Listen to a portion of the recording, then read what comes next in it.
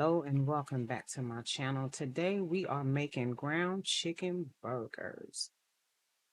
Don't have a recipe for this. I just put some things together according to the way that I like my burgers to taste.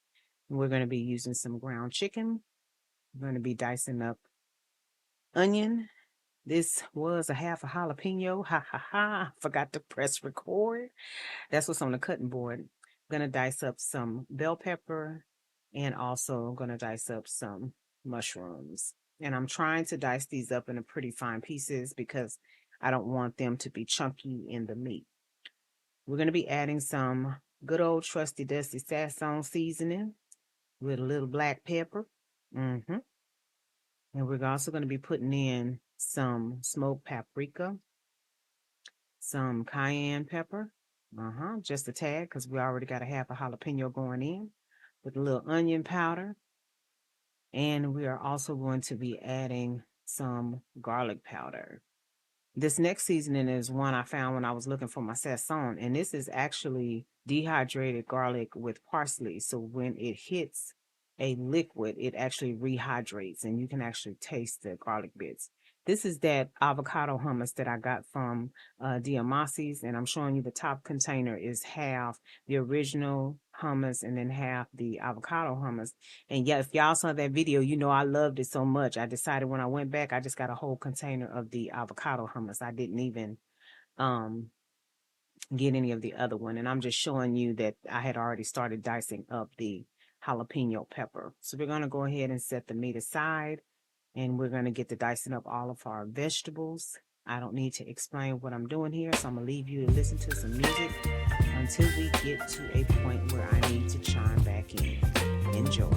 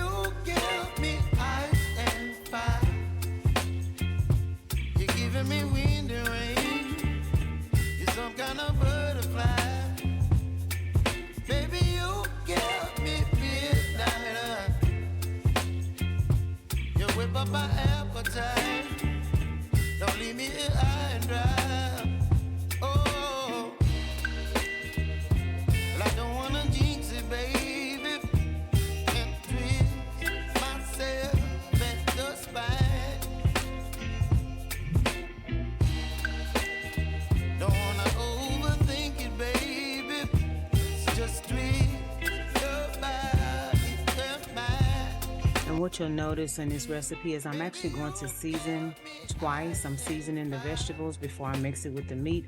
And then once we get the vegetables mixed all in with the meat, I'm going to go ahead and season one more time. Next, I'm going to be adding in a little Worcestershire sauce. Don't know why people have such a hard time saying that, but okay. And then I'm going to add in a little grated Parmesan. Now, I'm not really sure why my Parmesan has kind of a yellow tint, but maybe it's the brand. Could be how long I've had it. I don't know. But it smells and tastes like Parmesan. I tried doing this process with just one glove. I am right-handed. My glove is on my left hand. And the reason I put it on my left hand is because I figured I would be able to mix this. And I had to wind up putting on another glove, as you can see, because I wanted to keep my right hand clean so that I wouldn't have to wash it to touch the seasonings, because I needed to season the meat. But now, as you see, I had to take the glove off, and you can see my hand is wet, which means I did go and wash the residue from the glove off my hand before I touched the spice containers. So now we got the air fryer all nice and heated up. You can see that it's flashing add food.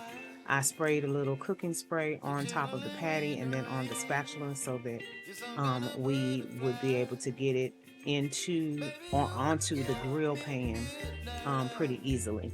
I did have trouble with that last little patty in there because I moved it too close to the handle and it kind of got disformed, and I was trying to shape it back up before it started cooking.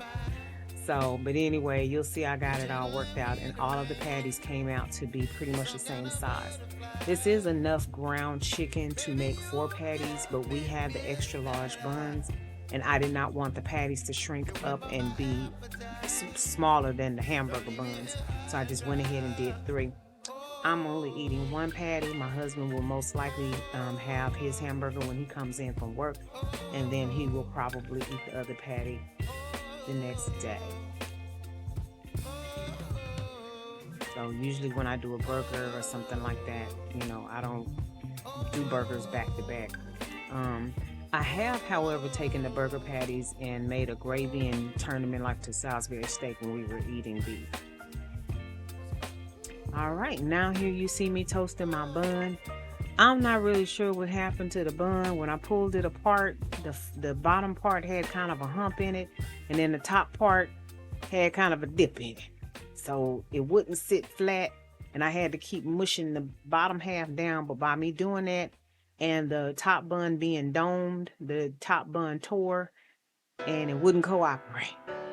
So here I'm just letting you know that I'm using that avocado hummus as a spread instead of mayo and mustard. This was a choice that I decided to go with because I really like the flavor of the avocado hummus. I'm showing you I'm adding some Swiss cheese, some romaine lettuce, and then I went ahead and thinly sliced some tomatoes and onions. And I just really want to keep it light. So I'm toasting my bun. I just want to toast it lightly. You don't have to do that if you're making hamburgers, but it always adds a little something extra to the burger when you do. I didn't add any butter or anything like that. I just sprayed my little flat, I don't know what you call that thing. I know they make pancakes and stuff on it. It's not a grill, but whatever. I just sprayed it down lightly with cooking spray, just so the bread wouldn't stick.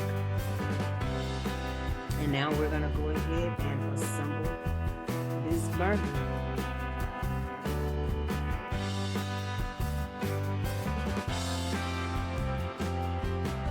I was trying to decide right here, once I started spreading it on the bottom bun, whether I was gonna mess with the top bun because I was afraid to manipulate the bun too much because it was so fragile.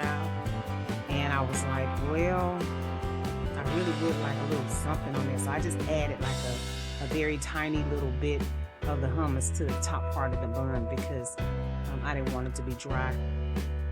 But I was really kind of leery about handling it too much because I just figured it would just fall apart.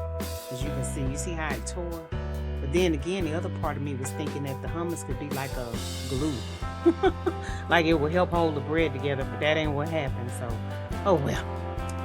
For those of you who are curious, I am putting my cheese on the bottom bun because I figure once you put the meat on top of the cheese, then the cheese would actually melt faster. I don't know why I make my sandwiches that way. She just do. Okay. I like to clean as I go, so I'm moving everything that I don't need out of the way. I wish I had some butter lettuce or some regular iceberg lettuce because the veins in the romaine lettuce, they're pretty thick, so it's hard to flatten them out. And here I'm just drying the lettuce off because I pre-washed it when I made a salad, and these are the leaves that I had left over, and it gathered moisture in the bag. So here I'm just trying to tear it and flatten out the veins so it won't be so bulky. But yeah.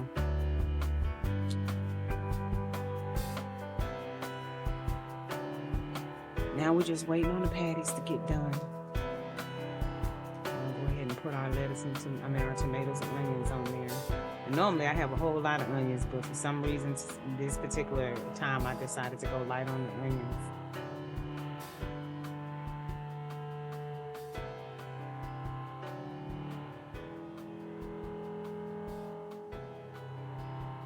All right, y'all, it's time to go ahead and flip those burger patties. You see we still got 3 minutes and 35 seconds on the timer. I am figuring out that I am not going to go that full 3 minutes and 35 seconds because as you can see that I'm flipping them, they are pretty done. I don't want to overcook them. I will say they did come out pretty juicy. As I was biting into the burger, I had the juice from the burger dripping down my arm, and I'm glad I had a paper towel nearby. I was not expecting that. But they're done. Here we go. Aren't they gorgeous? I love my air fryer. I love the grill setting on my air fryer. I absolutely love my grill pan. It does the job, y'all. If you have not heard of the 4-in-1 Ninja Foodie air fryer, you need to check it out. They have a 5-in-1, and the fifth feature is a dehydrator. But mine didn't come with that. That's okay. I wouldn't have been dehydrating anyway. Yeah, here we go. One more peek at them beautiful patties, y'all. That's ground chicken. Can you believe it? Can you believe it? Hey, now. If you're not already a member of the Fetch fam, what are you waiting for? Go ahead and download that app, scan my QR code, and get to scanning those receipts. You might as well take advantage of it. You're already spending the money. The receipts translates into points, the points translates into cash, and you can redeem that cash via store card or cash card, or you can donate to charity. Well, all right, we're going to go ahead and get out of here, but you know we don't do so without saying, love yourself, love somebody else, and until next time, y'all take care. Bye.